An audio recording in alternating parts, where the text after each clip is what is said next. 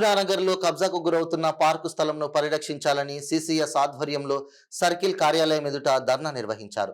Kapra circle Cherlapalli division పరిధి మధురానగర్లో కబ్జాకు గురవుతున్న పార్కు స్థలంను పరిరక్షించాలని కాలనీ సంక్షేమ సంఘం ప్రతినిధులు డిమాండ్ చేశారు.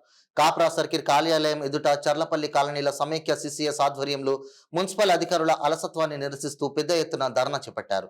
పార్కు స్థలం కబ్జాకు గురవుతుందంటూ 2 ఏళ్ల కాలంగా నెత్తి నోరు మొత్తుకున్న సర్కిల్ టౌన్ ప్లానింగ్ అధికారులు పట్టించుకోవడం లేదని మూలంగానే కబ్జాదారులు చెలరేగిపోతున్నారని వారు ఆందోళన వ్యక్తం చేశారు. ఇకనైనా ఏమాత్రం ఉపేక్షించకుండా పార్కు స్థలం కబ్జా చేసిన వారిపై చర్యలు చేపట్టాలని కోరుతూ డిప్యూటీ కమిషనర్ ముకుందరెడ్డికి వినతి పత్రం అందజేశారు.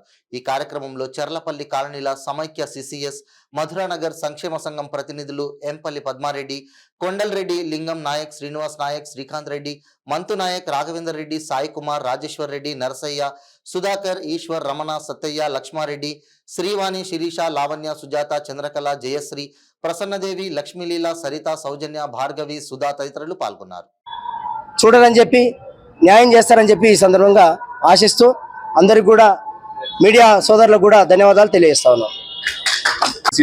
మిగతా కాలనీ ప్రెసిడెంట్, వైస్ ప్రెసిడెంట్ల సమక్షంలో మా కాలనీ కుటుంబ సభ్యులంతా వచ్చి ఇక్కడ రిప్రజెంటేషన్ చేయడం జరిగింది. దీనికి డీసీ గారికి మేము సంప్రదించాము. ఇప్పటి వరకు అయినా 2 సంవత్సరాల నుంచి ఏం చేసాము, దానికి ఇంజక్షన్ ఆర్డర్ ఇచ్చారు, అయినా కూడా దాని మీద చర్యలు తీసుకోవట్లేదు. వాళ్ళు కబ్జాదారులు ఏంటంటే మాకు మొత్తం ఇప్పటి వరకు బిల్డింగ్ కూడా స్లాబ్ వేసినారు, ప్లస్ గోడలు కూడా కట్టేసినారు. దీనిపై చర్య తీసుకుంటారని మాకు హామీ ఇచ్చారు డీసీ గారు. మీరు దీని గురించి